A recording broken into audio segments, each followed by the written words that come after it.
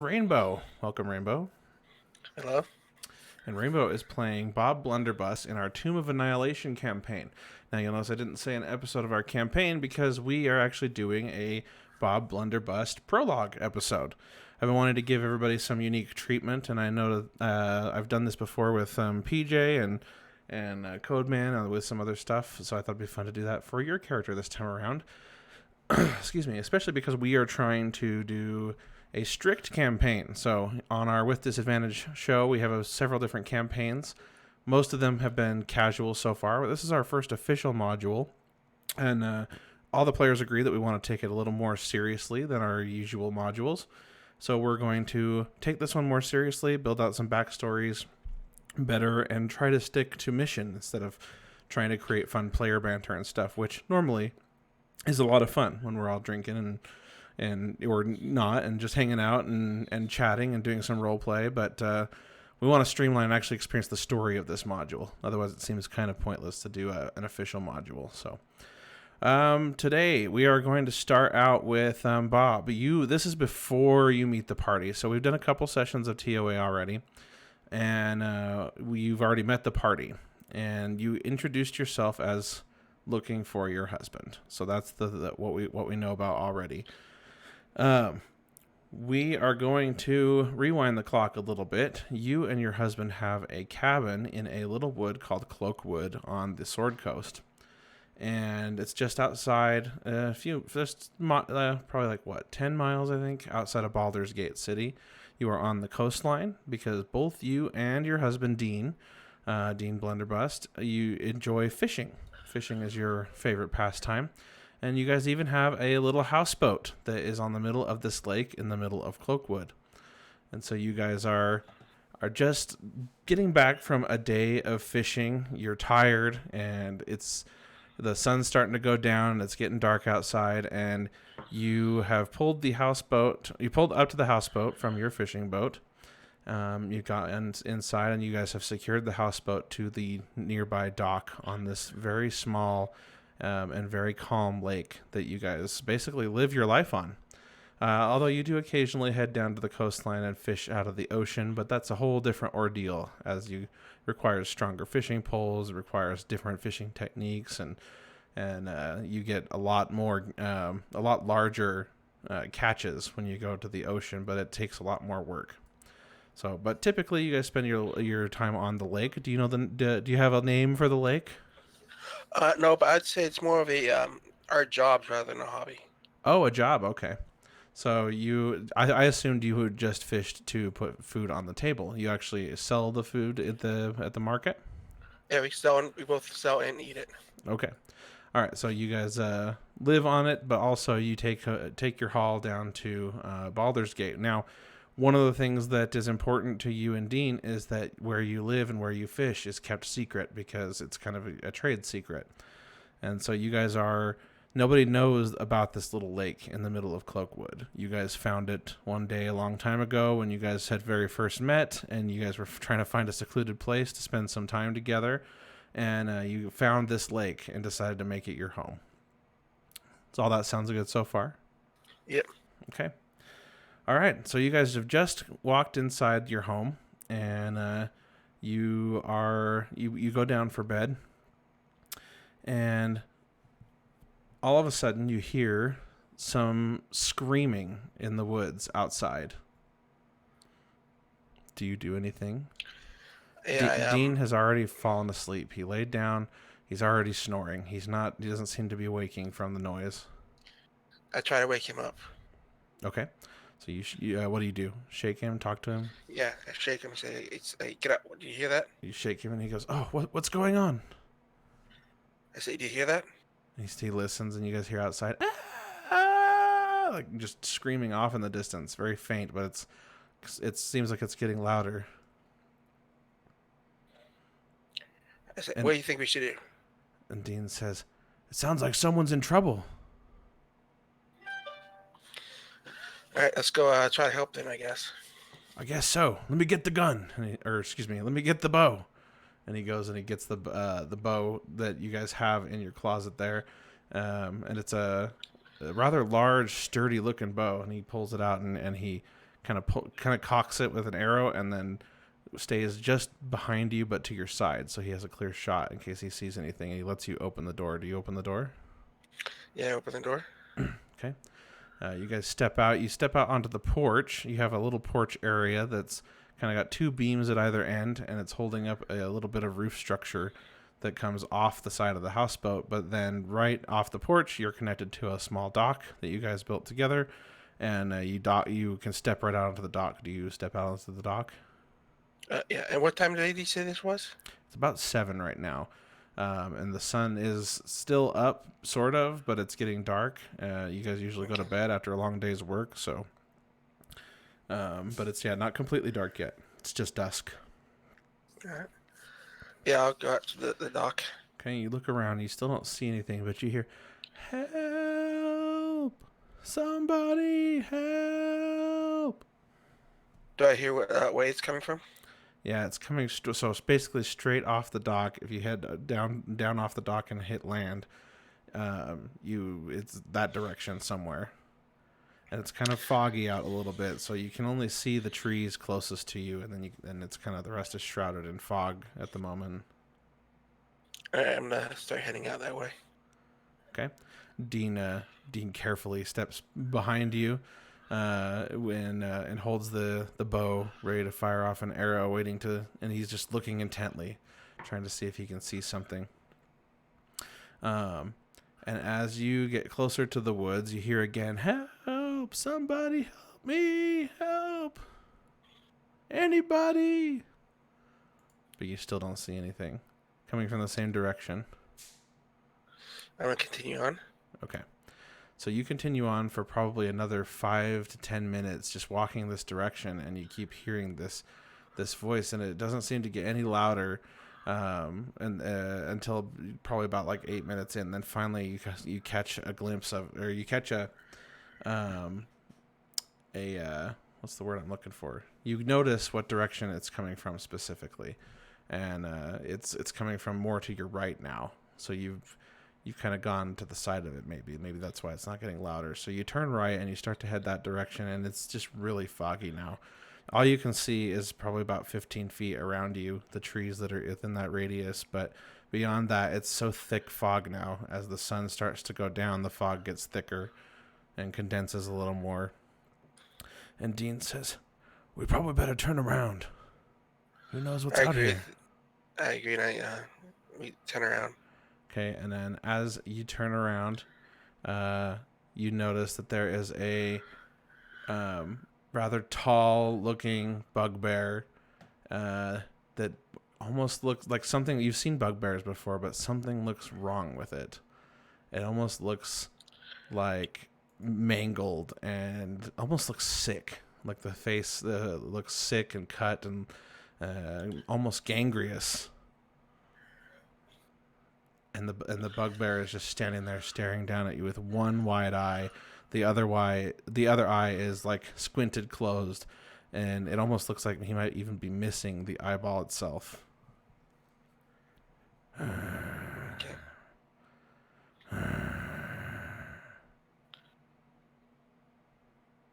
Just standing there, breathing, staring at you. It doesn't do anything else.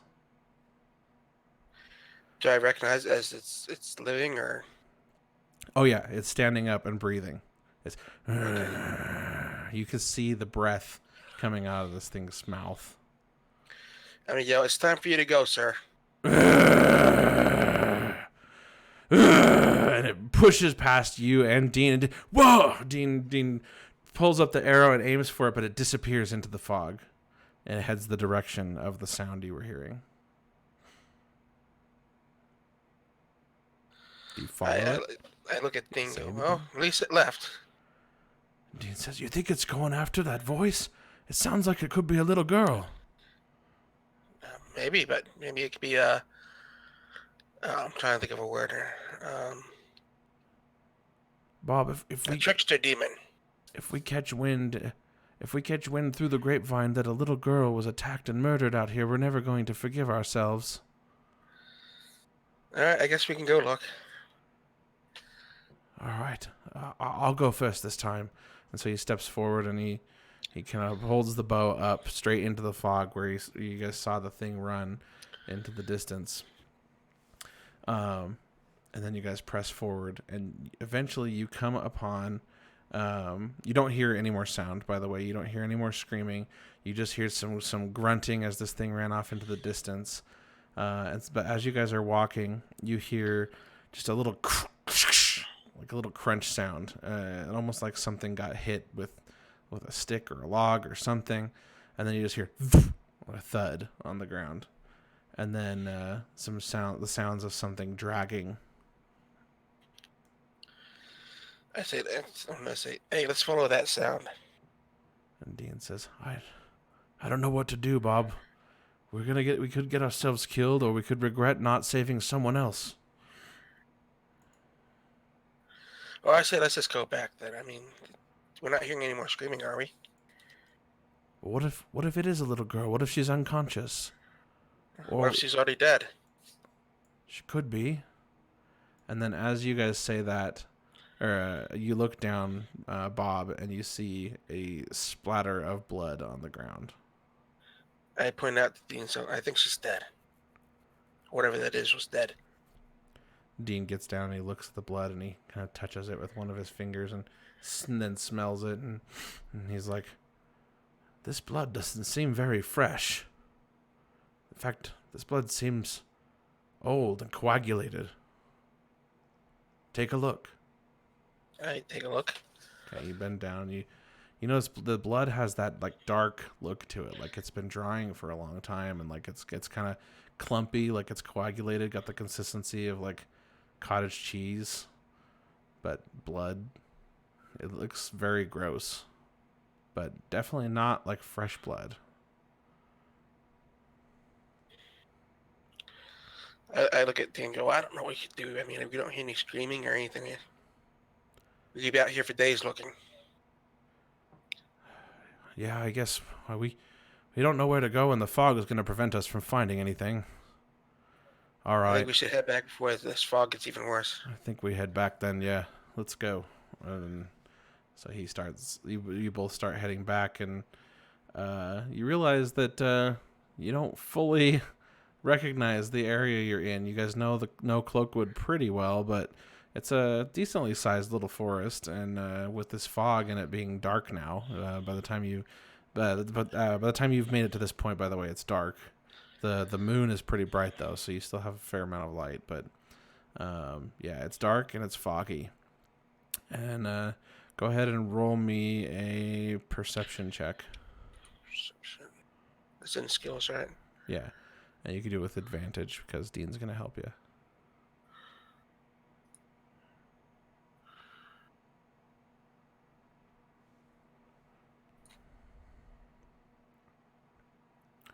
Okay. All right. So you look around and you're able to, you think you recognize where you came from. And so you start heading back that way, and Dean just says, I have no idea if we're going the right way, but let's do our best to retrace our steps, I guess. And so as you guys keep walking, then suddenly you hear just to your right, Bob. So now that you've turned around and you're gone back the other way, you hear just to your right. So here, let me do this. I'm going to use Zelmic's token.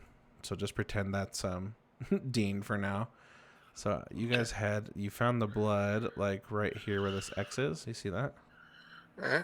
And as you guys head this way more, you hear from this direction as you're going this way, but you hear from this way the faint sounds of crying. You're saying this way, but I'm not sure which way you're pointing. Are you looking at the order sheet? Yeah. Oh, okay. I zoomed out and all of a sudden it popped up again. All right. Okay. And so you were headed this way where I'm drawing right now. All right. And now you hear sound coming from that way. It sounds like crying. I tell Bob, let's check out this crying for a second and see if we can find who's making the noise. I'm getting scared, Bob. Or we can just go back. It's up to you. Like I said, we'll never forgive ourselves if we don't. All right. And he steps beside you, and and slowly starts marching this way. And just before we get there, I go, Dean, I have enough whiskey in the house so we can forget all about this. We won't forget about it forever. If someone comes and tells us someone died out here, we're going to know exactly who it was. That's pretty strong whiskey. How could you be so heartless, Bob? I'm just looking out for us. It sounds like a little girl. All right, let's go then. All right. And so he presses forward, and just as he steps up next to a tree, he hears... And he looks around, and then he catches the glimpse of something behind the tree, and he turns around, and he just looks at you, and then motions for you to come forward, but then puts his finger over his lip, like, shh. I do what he says. Okay. And as you get closer, you look around the tree, and you see the back of somebody who's hunkered down behind the tree. It's hard to tell what they're wearing, but it looks like some kind of dress. All you can see is the back of it, just barely sticking around the tree. I approach. Okay, so you're just going to walk around. Which side of the tree are you going to walk around? So here's the tree, and you can see right here where this X is. So as you lean around the tree a little bit right there, you can see the X, and you're looking at pretty much what looks like the back of a person kneeled on the ground, wearing perhaps some kind of dress. I'm going to go the way that the arrow's going. Okay. So you step around and you see clearly a woman kneeled down on the ground, and her face in her hands, and she's got long blonde hair, and she's crying. Or she looks like she's been crying, but now she's being extra quiet, holding her breath. Do you say anything or touch her or do anything? Hey, little girl, what are you hiding from? And she turns around, and she stands back up. Stay away! Stay away! And you realize it's not a little girl. It's a young woman. She looks to be about probably like 19, 20. All right, lady, what are you running away from? And Why are you keeping telling us to get away? She's got blood and tears streaming down her face. And she looks at both of you, and she steps back a couple feet, and then finally she regains her composure, and she just says, "It's my Nana! It's my Nana!" Were you the one that was screaming? Yes, I was trying to get help for Nana. All right, what's wrong with Nana? Nana's possessed or something. Something's wrong with her, but I think she's gone now. Is Nana a bugbear? Yes. All right, well, show us where this Nana is. And somewhere over there, she keeps trying to get away from me.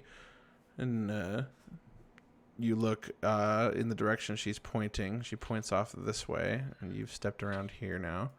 And you don't see anything immediately. Do you walk that direction? Yeah. Okay. So you walk about this length away from her, and you see something slumped over on the ground. Looks like a body. I'm gonna poke at it with let's see, what do I have? Do I find a stick on the ground I can poke at it with? Yeah, sure. There's plenty of sticks. It's a forest, so. Okay. So yeah, you look around, you get a stick, and you poke it. It's a pile of rotting flesh. Does it look like a bugbear? Yes. So as you turn it over, you recognize it's the bugbear you saw earlier, mangled and just looking real frail and rotten. So kind of like a really old mummy? Yeah, except no mummy, ribbons or anything. And Dean steps beside you, and he looks down and just says, That the bugbear we saw earlier? I think so. Jeez, rough night for her. And then he kind of pushes her with his foot a little bit, and a smell just rises from the corpse, and he kind of covers his nose, and he just says, "This thing, if I didn't see this thing walking around myself 5 minutes ago, I would think this thing's been here for days or weeks."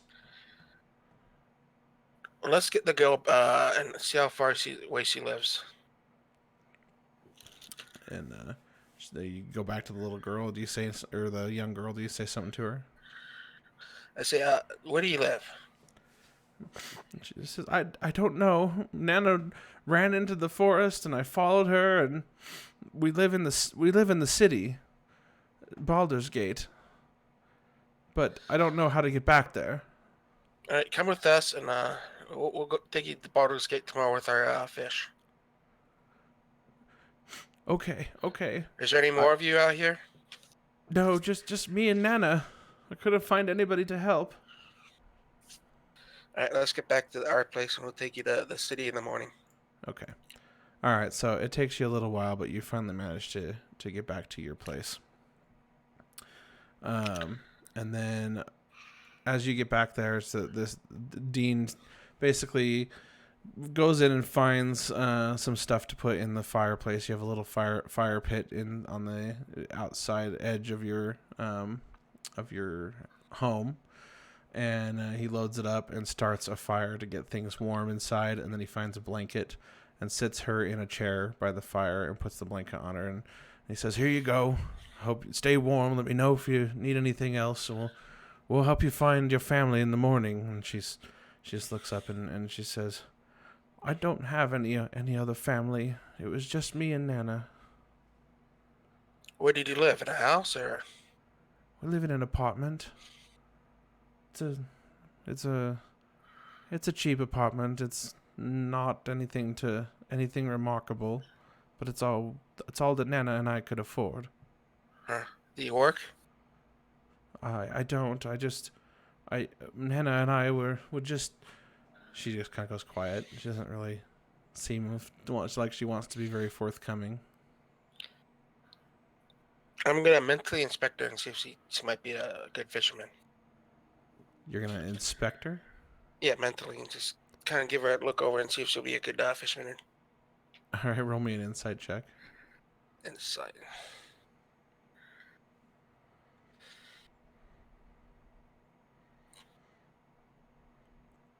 Okay. So you look her over and nothing gives off a fisherman vibe. I ask you, what are your plans of doing then? Sorry, what'd you ask? So, I say, what's your plans of doing then to survive if you don't have a job? She finally just caves in and she just says, "Nana and I would scam people." Well, that's gonna be hard by yourself. I'm guessing that she was teaching you. Yeah, well, she was my mentor. She would let me distract someone while she would take things, or the other way around. I don't think that's the way to live. Why don't you decide you can stay here and maybe we can teach you how to fish? Well, I don't. I'm all alone now. And I don't know you. You want me to stay here? I don't even know where here is. In the woods. We go to the city often, and this is a trait that you can learn. And once you learn it, you can feed yourself, along with selling the extras. Okay. I don't know what else to do. That will be fine. I've never been a fisherman before. All right. Well, first thing tomorrow, we have to go to the city and sell these fish. So. And I guess get me a fishing pole? Yeah, we can get a fishing pole and a net. Okay. And then she kind of pulls the blankets up closer to her chin, and she looks really tired and really battered, like just bruises and cuts on her face and arms and everything. And then she looks like she's about to fall asleep. All right. Okay. And then Dean looks at you and he just says, I think she'll be okay till morning. We should probably get some sleep ourselves. I agree. Then I head for bed. Okay. So you head off to the bedroom. Dean takes care of a few other things, puts out lights, stuff, leaves the fire at a dim glow, and comes back and goes to bed as well. So go ahead and take a long rest. I don't know if you need to actually do it on your sheet or not, but if you do, you can do that now. Are you going to get up in the night at all and check on anything, or are you just going to sleep? I'm gonna sleep unless I hear anything that would wake me up.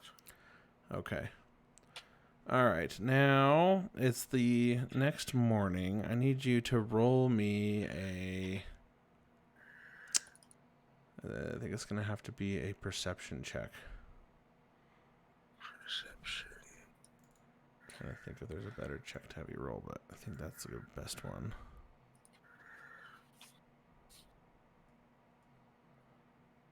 Yeah. 18. Okay. All right. So, morning rolls around, and you hear a noise that wakes you up. And Dean is still fast asleep next to you, but there's a sunbeam coming in through the window. And you hear something, almost like something fell or something. It doesn't sound like anything broke or anything, but maybe like someone bumped into something or something outside the bedroom. I'm going to go investigate. Okay. All right, so you head out of the bedroom, and you see the chair that the young woman was wrapped in a blanket, left there in, is empty, and the fire is now just smoldering coals. I look for her. Okay, you look around the apartment. Roll me an investigation check.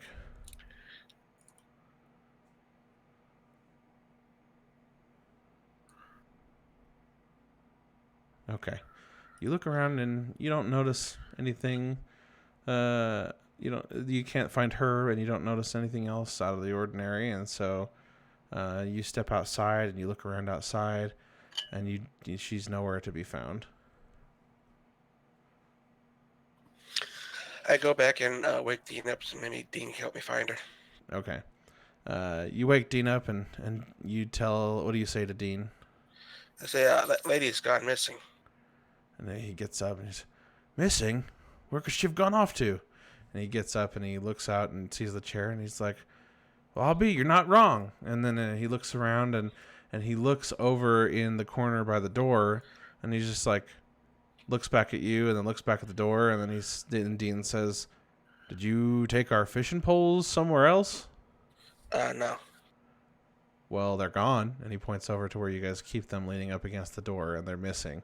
Your tackle box, your fishing poles, they're all gone. Huh. Well, maybe she scammed us. Well, she did say that her and her Nana scam people. But, I mean, if that was Nana, she was definitely dead. Maybe it was just a dead bugbear and she didn't know him. Hold on. Let me check something. And he goes outside. And he pulls up a line from the side of the houseboat and pulls up the, I forget what they're called, but you know when a fisherman, they have those things that they clip all the fish to? Basically keep their fish and they just leave them in the water. He pulls up the rope and the rope comes up empty. And she took our haul. Yep, she sure did. She took everything. She's going to go sell it all or something. That's what you get for helping people. Let's track her down before she gets away. Yeah, let's do it. I'm guessing she would have headed toward the city. I mean, she could have headed north toward Baldur's, or she could have headed south. Which way should we go? There's a smaller town down south. I forget the name of it. I need to look that up. Let's go to Boulders. Seems like the most likely place. She could probably fetch a good price on the market. That's why we go there. All right, let me get my coat. Let's head into town. Do you guys just usually walk into town, or what do you do? It's probably about 10 miles. I'd say we probably walk. Okay. So it's a pretty long walk then. To walk 10 miles takes you a good chunk of the day. To get there around just after noon. As you guys are walking along, you notice that there is a tackle box in the middle of the trail that looks very familiar. I pick it up and I see if there's anything missing. Okay, so you walk up to pick it up, and you open it up, and it's empty. I'm gonna put it in my bag and continue. Okay, and Dean just says, "Why would they empty out the tackle box? Why not just sell the whole thing?" I don't know. Maybe they had to. Maybe they were carrying too much.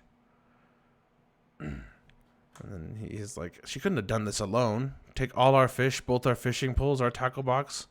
It has to be her and a partner, I think you might be right. at the very least." As you guys are going along with this tackle box now, you roll me a perception check, actually.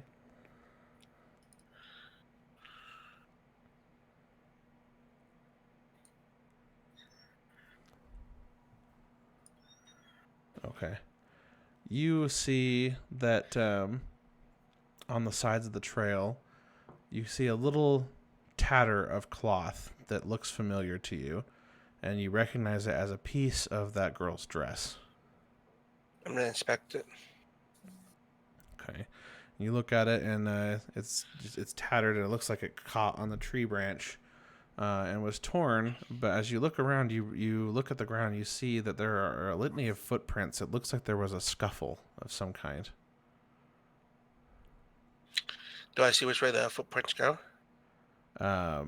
So it's hard to tell because the trail you're on is a very, main trail, but that goes straight to Baldur's Gate. But people don't usually walk on the side of the trail because it's a large trail. And these footprints, there's a big scuffle, and then a set of footprints that leads around the tree. And there's no more fog this morning, by the way.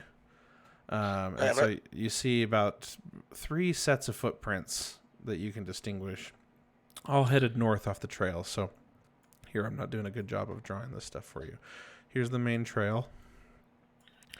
There's trees every so often. So these are trees. You're surrounded by trees on this trail.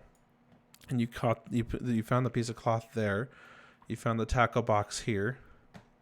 And all the footprints are right over here, and then they kind of head off this direction. I'm gonna try to follow the footprints. Okay. All right, so you follow the footprints. Roll me a investigation check.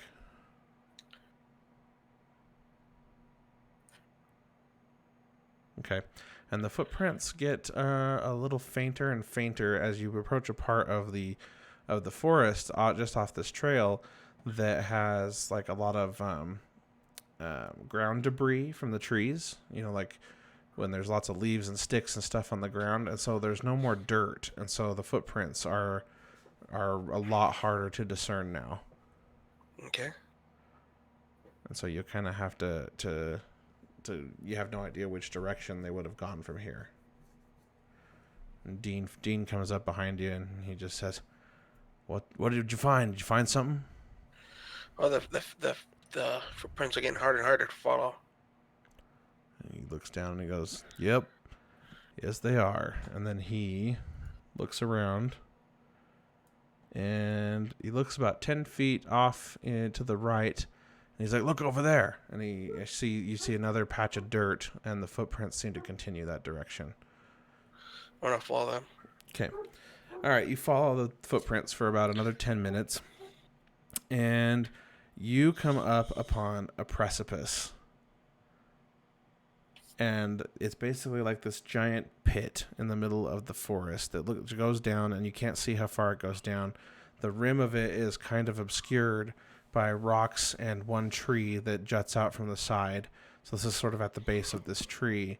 But you see the footprints lead right up to this hole. Okay.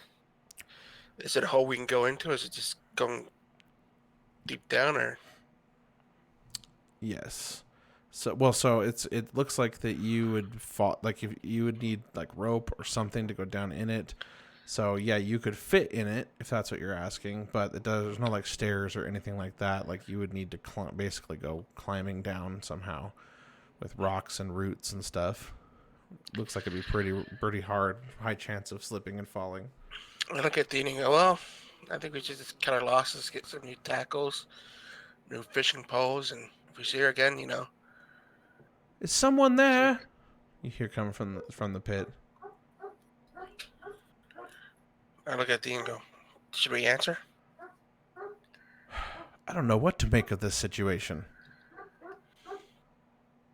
Yeah, we're here. And then you hear her shout back, very familiar voice, and she just says, "Help me, please." I don't Help you know if with we what? should help you. Are you just gonna steal more of our stuff? And then she shouts back up, and she just says, "I'm sorry, I didn't trust you. I'm used to stealing."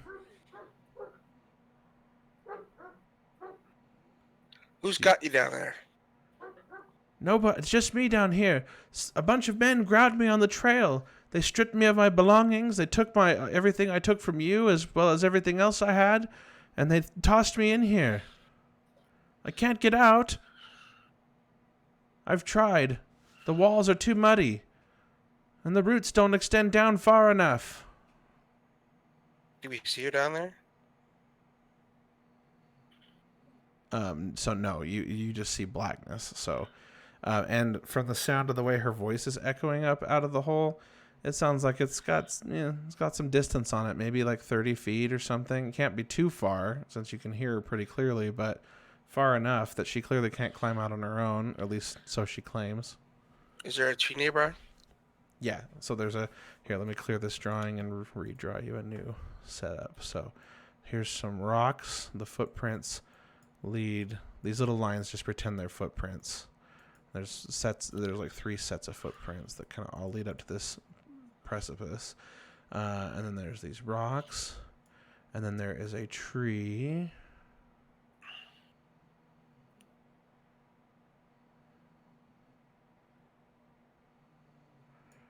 Okay, there's the tree. You can see there's the bark on the tree. And so and then this precipice kind of continues around like this. And see how these roots kind of go into the hole right there? Uh-huh. And so I'm going to do my best to fill this in. This is blackness because it's the hole. I do have, let's see, I have 50 feet of rope, so I'm going to tie it around that tree and then drop the other end down the hole. Okay. Awesome. All right, go ahead and roll me a performance check.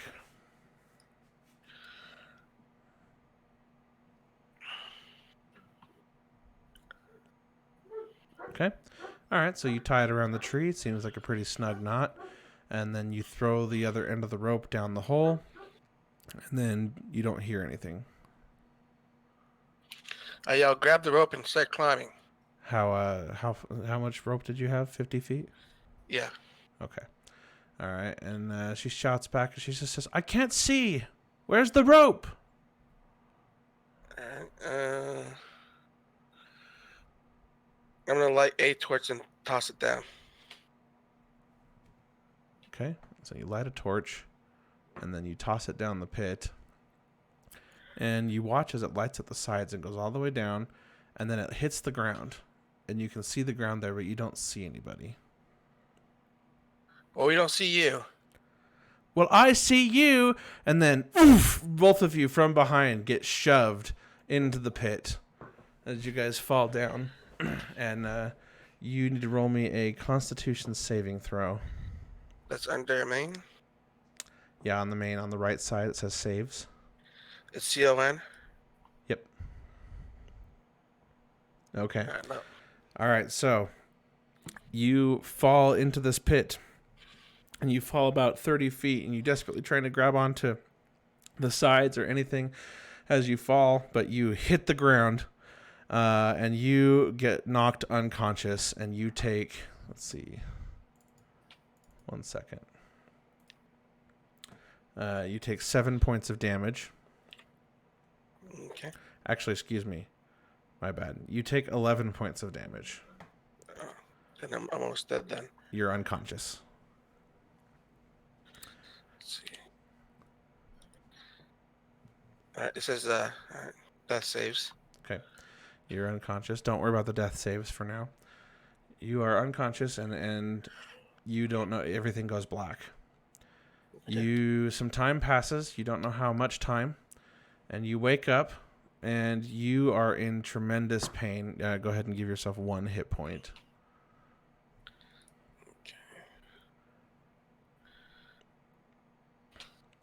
You're in tremendous pain.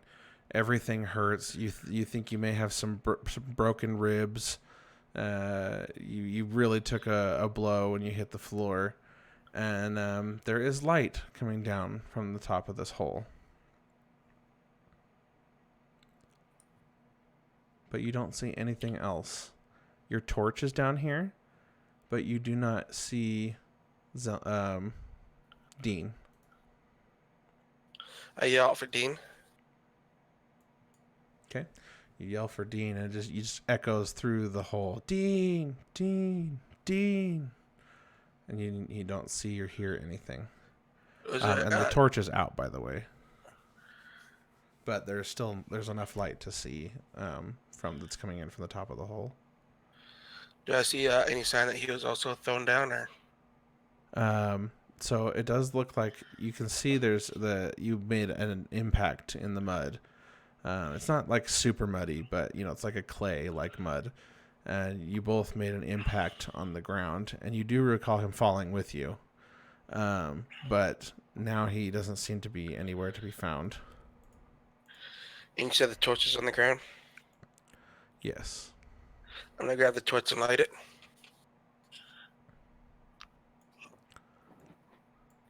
Okay. You take the torch and you light it, and you look around, and you can see the rope that you tied earlier dangling down from the side, and nothing else. Do I see anything that I can tie the rope to? From down at the bottom, no. Not even like a root or Oh, the rope is still tied to the tree up above. No, I was just thinking if I could tie it down here so no one tries to take it when I'm exploring. Oh. So here's like the root from the tree above, and there's the rope is coiled there, and then it's just dangling down into the pit. All right, I'm gonna explore if I can't tie that to anything. Okay. Looking for Dean. All right. You look around and you can see that there is a passageway this way, and there is a passageway this way, and there's one this way. This looks like just like some sort of small cave system that you're in now. Do I see any footprints to any of these passages? Roll me an investigation check.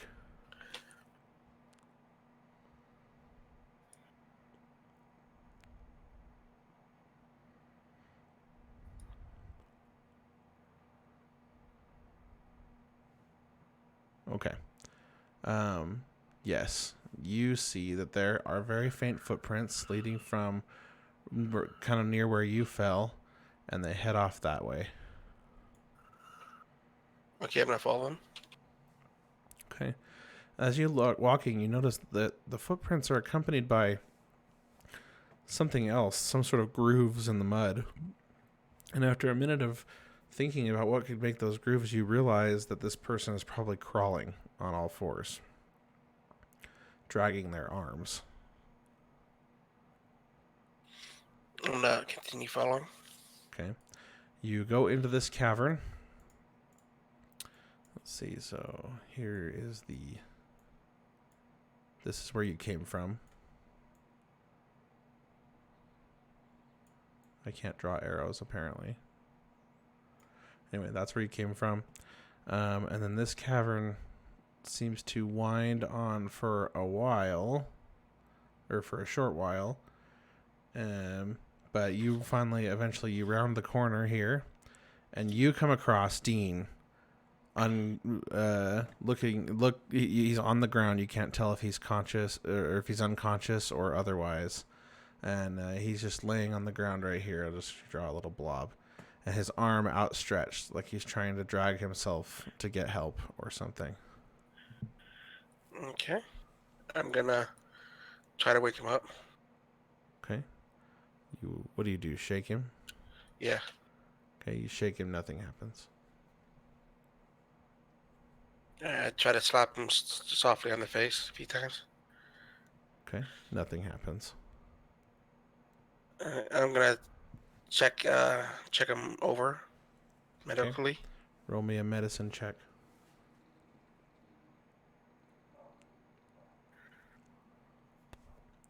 Okay.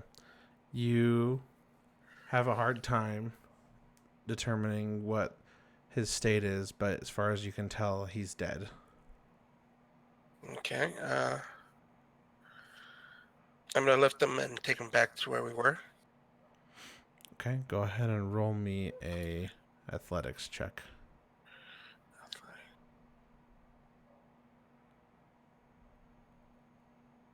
Okay, so it takes a bit of effort, but finally you're able to hoist him over your shoulder, like fireman's carry style, and you march him back out to where you were.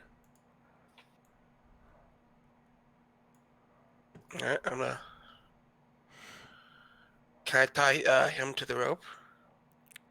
Yeah, you could. So you roll me a performance check.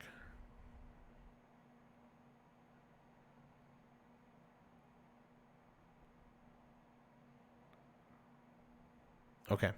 So you managed to take the ends of the rope. The rope is plenty long enough. It's probably about, like I said, 30 feet down, and you have 50 feet of rope. So you have plenty of rope to work with that's down here. And you managed to tie a pretty good harness around him going under the arms and stuff like that, with the rope ultimately coming off of a knot on the back just behind his head. And you're careful to make sure that he's tied so that if you hoist him up when you get to the top, he won't, he'll be pretty well supported on all of his limbs and everything. All right, I'm gonna climb up with him to hoist him up. Okay, roll me two performance. Roll me an athletics check and an acrobatics check.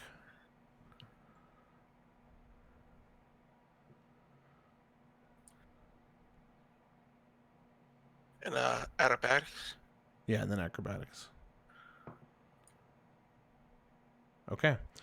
All right, so you're able to pull yourself up to the top. Takes probably about an hour of effort, but you finally are able to pull yourself up there, and you're exhausted. But you turn around and you start pulling that rope up, and the adrenaline has kicked in as you're trying to save your husband's life, and you pull him up to the top, and his lifeless body finally comes up out of the hole next to the tree.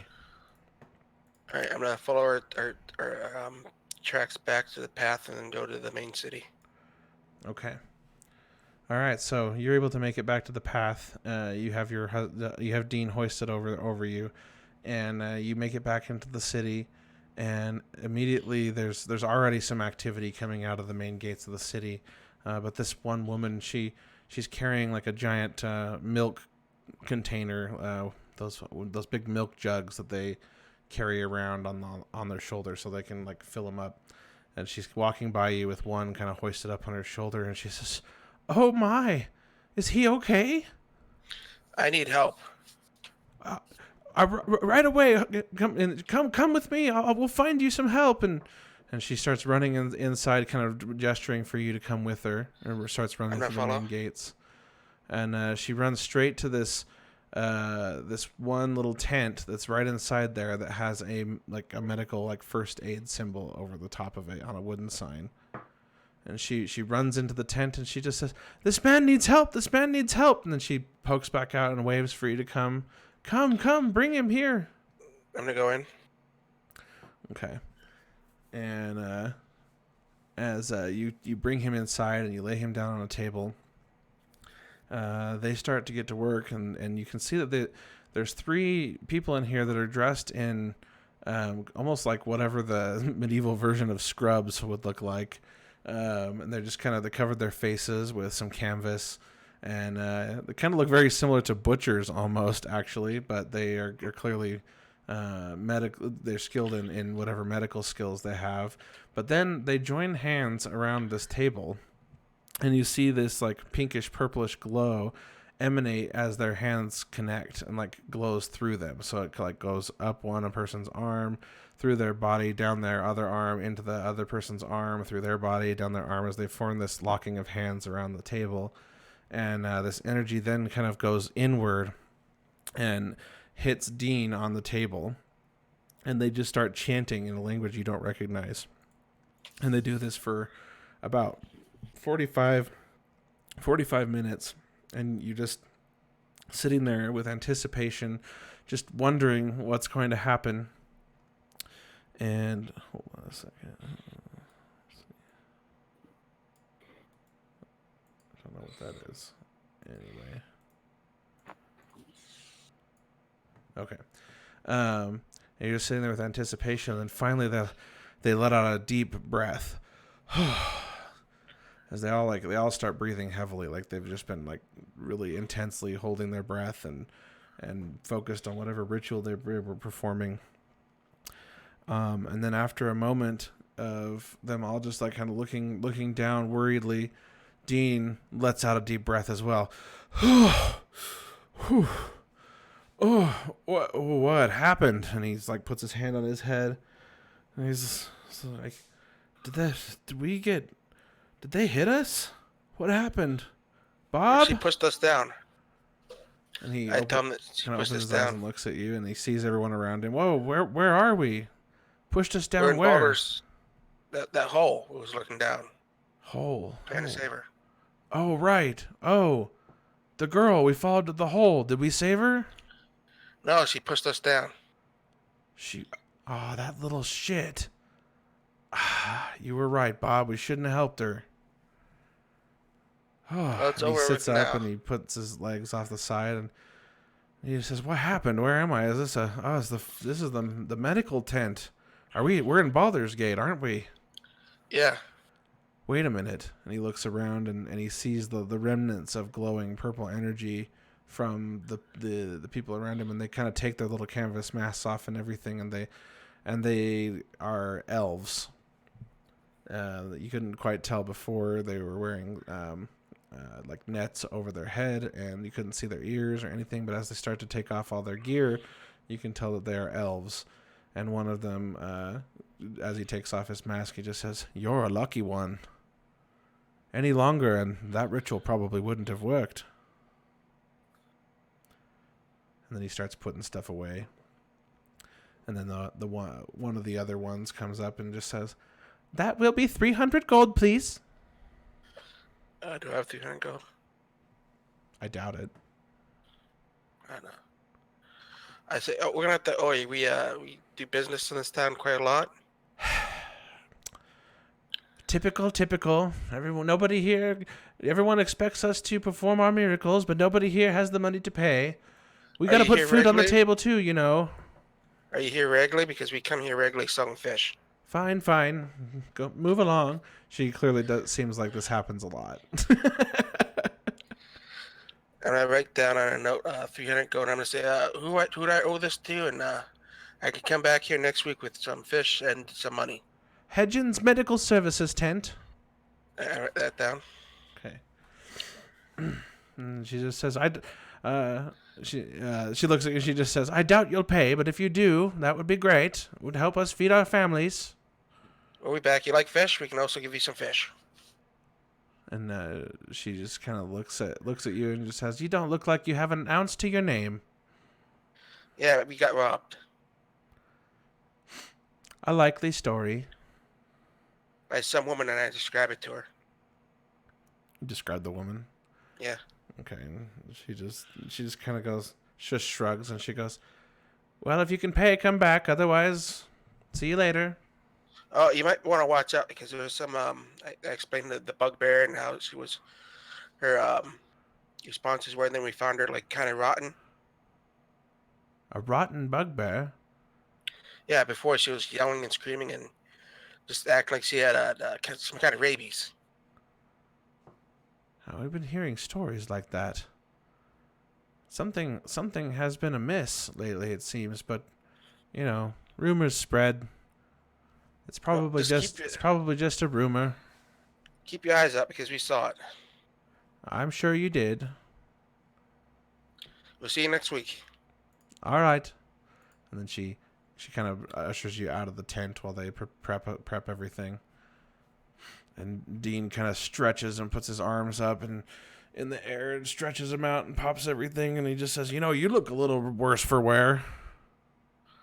Yeah, I could probably use a good night's rest. So, did I die? I guess. I don't know much about this magic. Well, those were elven mages, or elven clerics, and they just resurrected me, didn't they? I recognize that magic. I've never seen it before. My cousin died prematurely. They used it on him. They can't do it very often. If they've done it any time recently, they wouldn't have been able to do it. He wasn't kidding when he said I was a lucky fella. Oh, I think what we need to do. What time is it? So you don't know. It looks to be about sometime in the afternoon, but you don't know how much time passed while you were unconscious. Unless they, well, you know, we're gonna have to find some tackle, some fishing poles, so we can go back to fishing and pay these people back and survive. Do you have any money? Because I sure don't. I have 9 gold. 9 gold.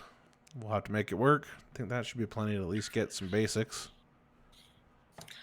All right, and we're gonna head off to the fishing store to get our stuff. Okay.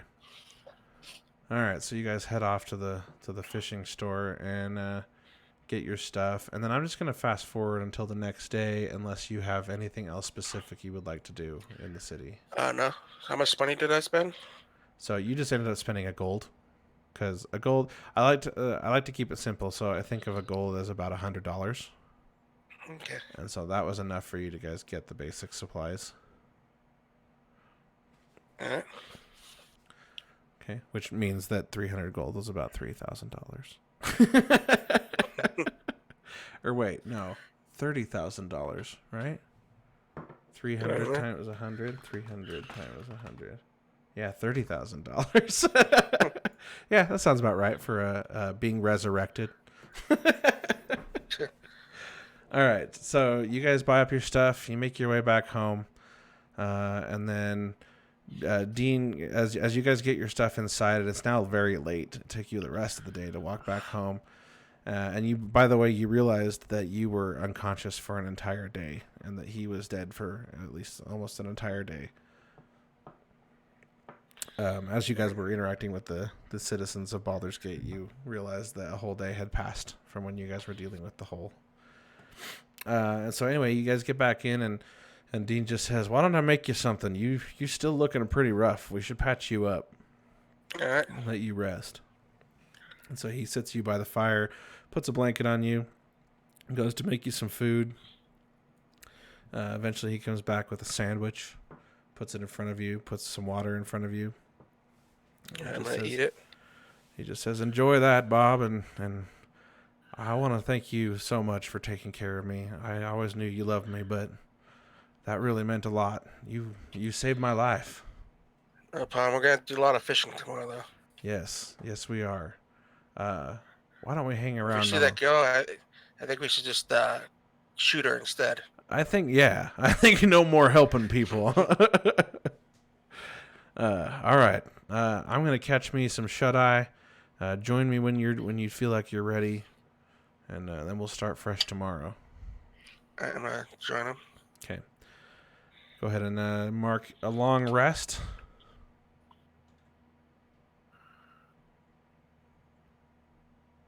All right. Okay. It is now the next day. Dean wakes up and he kind of gently shakes you awake, and he just says, "You all right?" Yeah, no, I'm all right. You sleep okay? Yep. Good. All right. You definitely look a lot better than you did yesterday. Well, why don't we go get some fish? Ooh. Oh, and he falls to his knees, and he's like kind of holding onto the bed, and with one arm, and holding onto a chair near the bed with the other arm, and he's just, "Oh, something's wrong, Bob." Ugh. I help him in the bed and I say, "You all right?"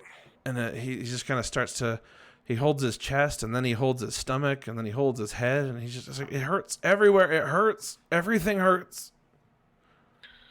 I might have to take you back to town. And he's just like, I don't know what's going on. Oh, and then he's like, takes him a minute and then he's like regains his composure and he's like, I think it passed. Oh, that was weird. Now I'm kind of tired. All right, you lay in bed and I'll do some fishing. If that happens again, just yell for me. Are you sure? I want to go fishing with you. I think I'm okay. Or I guess you could lay down in the boat. I like that idea. All right, let me get ready. And he goes and gets ready, and you get the boat ready, and then you guys are out on the boat, and he's just like, I'm really tired, man. I don't know what's going on. All of a sudden, I'm super tired. Take a nap. Try the whole ordeal yesterday. All right.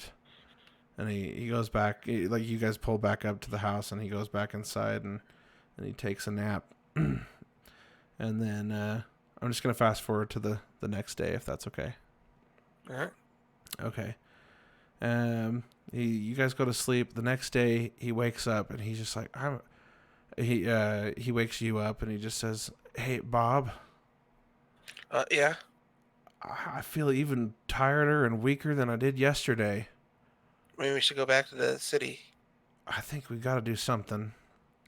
And as he says that, you guys hear a knock on your front door. Doof, doof, doof. Hello? Anybody there? Is that girl? You recognize the voice as that girl. I'm going to open the door real fast. I'm going to stab her with my sword.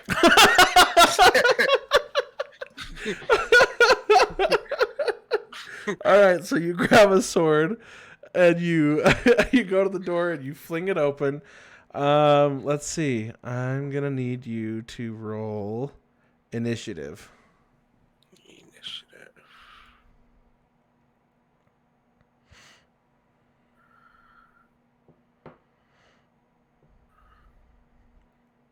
Okay.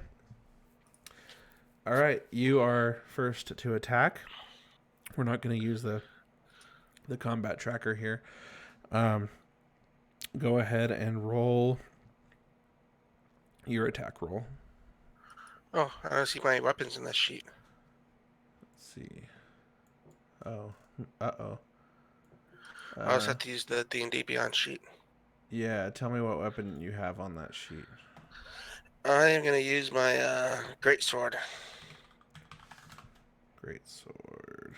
There you go. Now it's on your sheet. Do the stats look right? Let me look. +4. Yep, and this 2. 2d6 plus 2? Yep. Okay, good. Okay. Well, that hits. Go ahead and roll the damage. Okay. So you stab this girl outside your door. Where do you stab her? It can't be done yet. She's not dead yet. In the gut. Okay, you stab her in the gut, and immediately she falls backward prone with this sword through her gut. Do you hold on to the sword as she falls backward, or do you let go of it as she falls backward? I hold on to it. Okay, you hold on to it, and she falls backward and falls off the sword, basically, leaving a gushing wound in her abdomen. And she's holding it with both of her hands as she falls onto the dock, and she's just like, "No, I'm sorry. Please spare me." We're not falling for that again. I didn't kill you. No, you killed Dean. I didn't mean to kill either of you. Likely story. They made me do it. Who's they? The robbers. The robbers on the trail. They took my stuff and then they used me as bait. They knew you would come for your equipment. I'm not buying it. I'm going to finish her off. Okay, yeah. So she tries to attack you. Seeing that you're still coming at her, she tries to kick at you. And what's your AC? It's 16. Your AC is 16? Yep. Why is this wrong on Fantasy Grounds then? Does Fantasy Ground have my equipment? I have a chainmail on. Oh, no. All right, so 16. Okay, yeah, so she tries to kick you and she misses. Your turn. I'm going to take another swing at her. Okay. Go ahead and roll your attack. Okay. A good attack. You roll the attack, and she rolls on the dock a little bit, and you bring your sword down onto the dock, and it gets lodged in the dock a little bit, and you have to wrench it free. And she just says, "Please, I have important information. Your husband is dying. Of what? He's withering. He's withering away." Oh, it's not like you can fix him. Nana is withering too. And if you kill me, I will die forever. They can't resurrect me now. Well, I think your Nana's dead. If that even was your Nana. No, it wasn't my Nana, but I do have a Nana, and she's human, and she's alive, and she's my partner in crime. Basically, we're a family of thieves, as it were. But it is. I was telling the truth. It is just the two of us. We steal to survive. I wish I could trust you, but I can't. And she just says, "They're withering. Something has stopped the magic. Nobody knows what it is. Something called the Soulmonger is the rumor. Please, don't kill me." How am I supposed to know you're not going to kick me on the hole again? She desperately tries to kick out and trip you. Oh, and she hits. And roll me a dexterity saving throw. Dexterity saving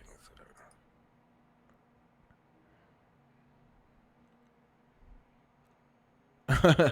Okay, so she manages to hook your ankle with her foot, and she kind of leg sweeps you, and you immediately fall prone sideways on the dock. You don't really take any damage, but you are now on the dock, and you've you dropped your sword. You don't attack pose with it, so it'll cost you half your movement to get up and swing again if you're gonna do that. But she knocks you down, and then she just says, "Please, I'm not trying to hurt you. I don't know what to do. Nana is dying. They say she's withering, and they can't help her.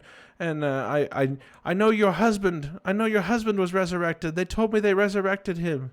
I'm sorry. I'm sorry that they killed him." Well, I'm going to have to insist that you get tied up. If that's all, but the only alternative, then fine. Just don't kill me. And I'm bleeding pretty bad. If you could help stop the bleeding. As she lets her hand off her abdomen a little bit, more blood gushes forth.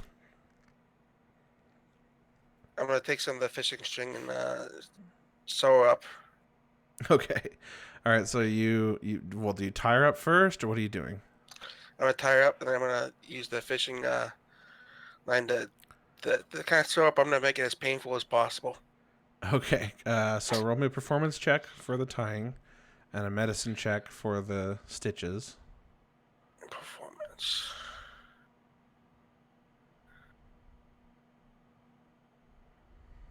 Medicine. Okay, so you tie her up pretty good. What do you do? Did you tie her to something? Hog tie her? What did you do? I'm going to hog tie her. Okay.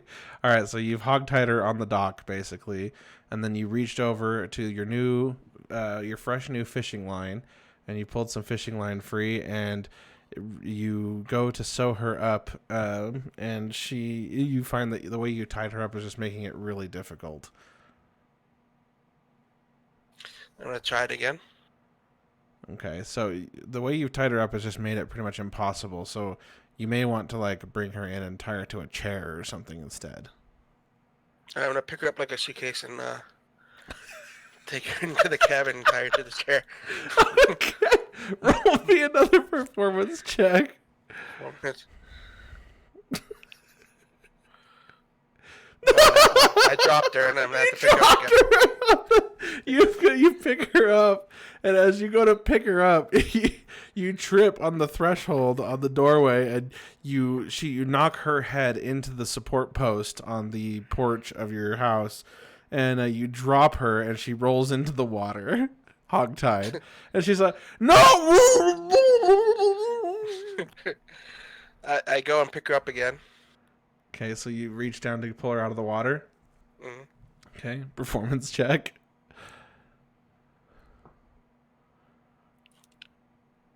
Oh, Nice. All right, so after dropping her in the water, you reach down, you grab her, you just yank her right out of the water.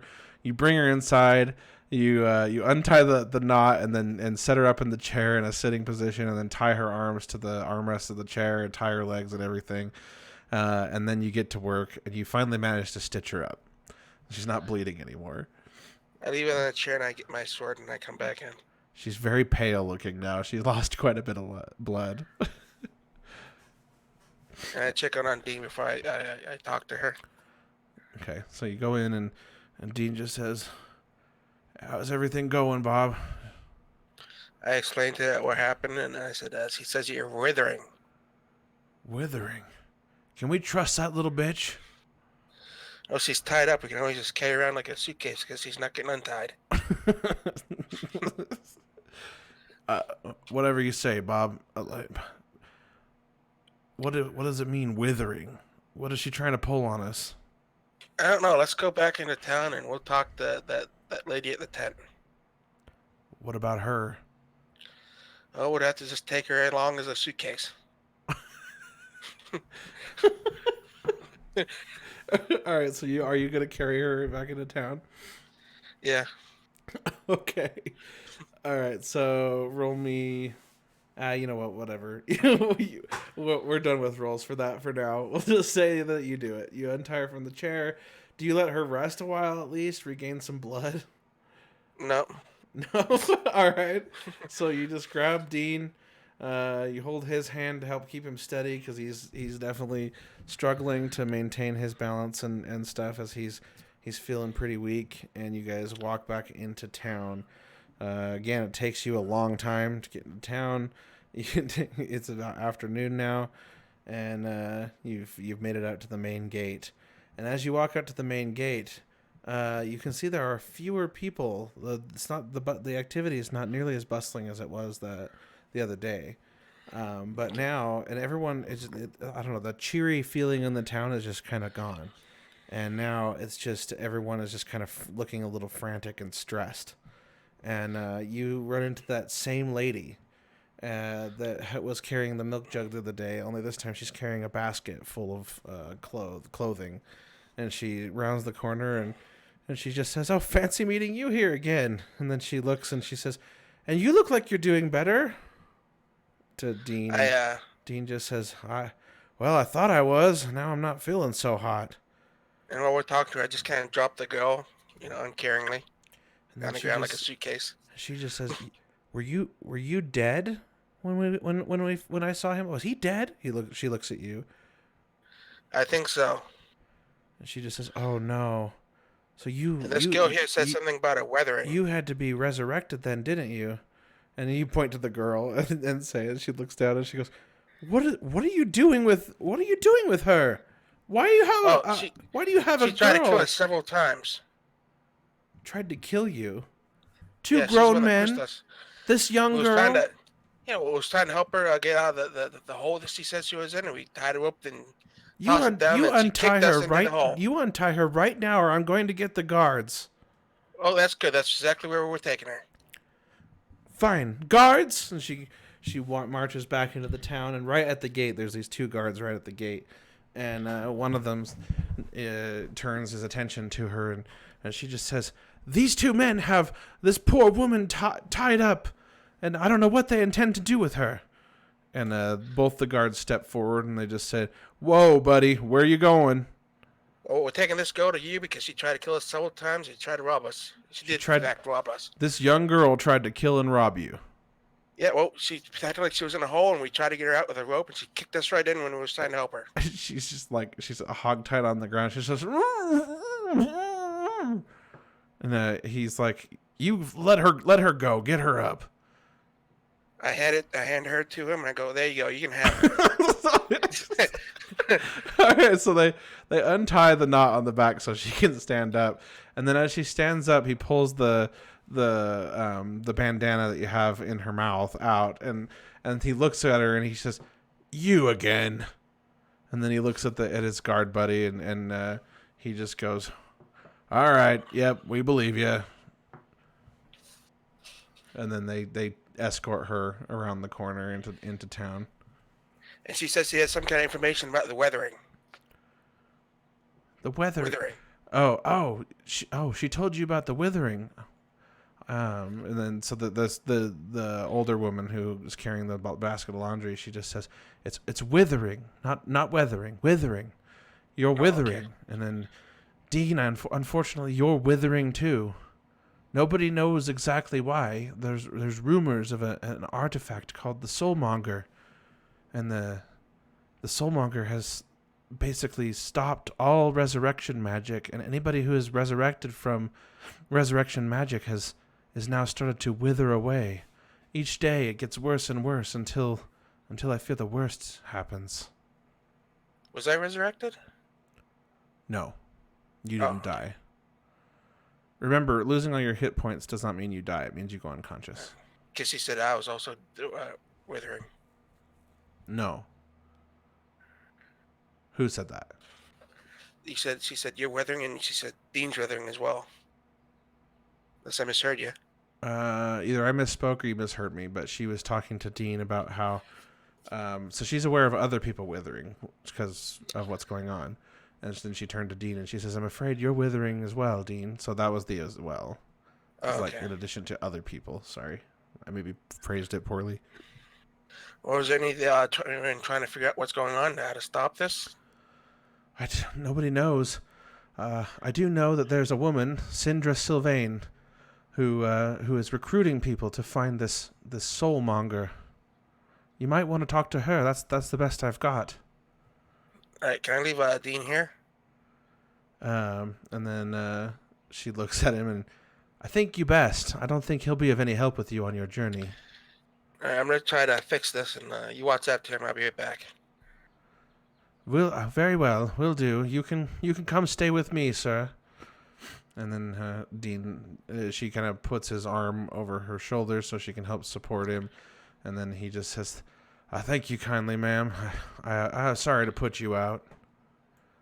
And she just says, "It's no bother. It's no bother. We got to take care of our own, you know." And then she disappears around the corner with him.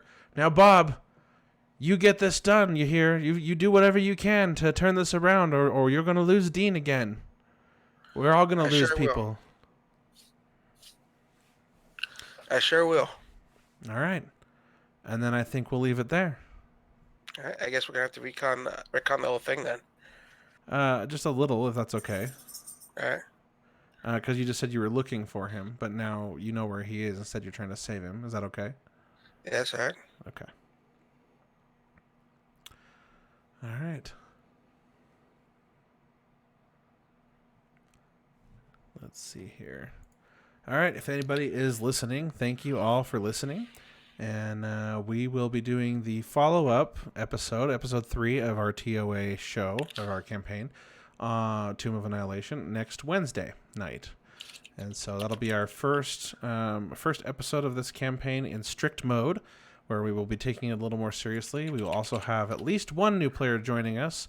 There might be 2, but I haven't heard anything from the second player yet. So I do know for sure one is already working on his character and taking all that very seriously. So we'll see how many we actually end up with, but we'll have at least someone new to joining the group. And then also, unfortunately, I'll make this announcement again next Wednesday, but we are missing PJ now. His work is too much for him to be in our Solstice campaign and our ToA campaign, so he will be absent for in the future of these games. So thanks, guys. Everyone, enjoy your Friday night. We're off to drink and play Cards Against Humanity.